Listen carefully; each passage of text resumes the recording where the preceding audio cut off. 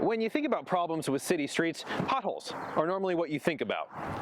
But check this out. Some streets in San Diego don't get any street maintenance despite being part of the city street system. It doesn't matter how many times the residents complain. People actually drive on streets like this every day. That's because of the city's policy for unimproved streets. That's just the way that it is. I know, it sounds crazy, right? And at least one city council member thinks it's crazy too. Dirt roads, streets that are crumbling, others without sidewalks, and alleys made up of mud. These are just some of the streets and alleys that make up San Diego's official roadway system.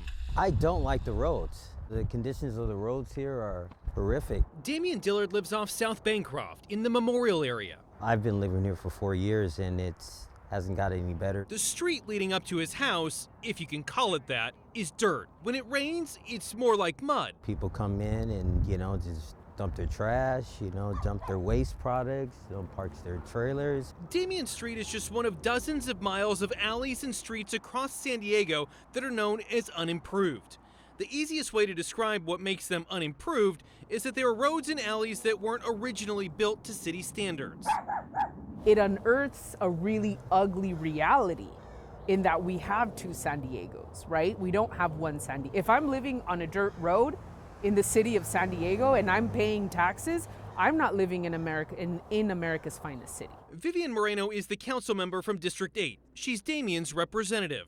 They have been an afterthought. We cannot build, we cannot touch, we cannot even look at. Even though in some of these streets, they're doing city work. They're picking up trash and they're doing everything that you would do in any normal city street. In 2020, Moreno pushed back against a decades-old policy that prevented the city from upgrading these streets and alleys and taking over their maintenance. I think it's a racist policy. While her words may sound strong, the majority of the unimproved streets and alleys are located in mainly low-income neighborhoods like hers. Combined, Districts 4 and 8 have more than 20 miles of unimproved streets.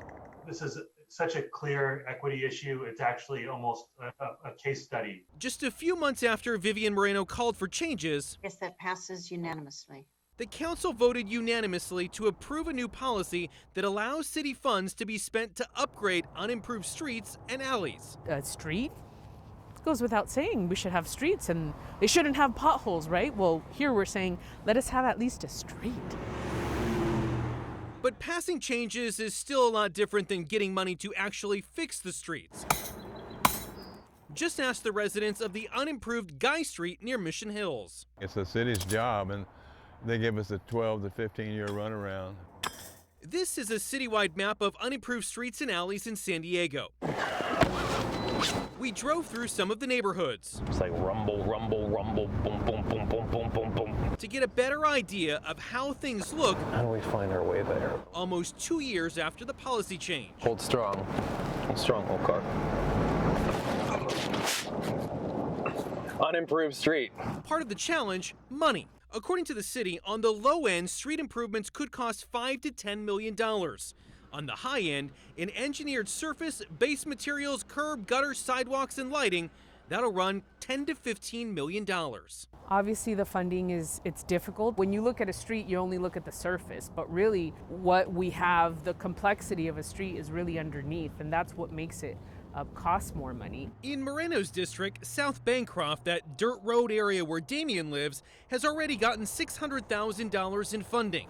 Once engineering and capital projects teams complete their first step, they'll get a budget to get it fixed. The money's there. It's just a matter of what we want to prioritize. And for me, it's our neighborhoods. Adam Rakusin, ABC 10 News.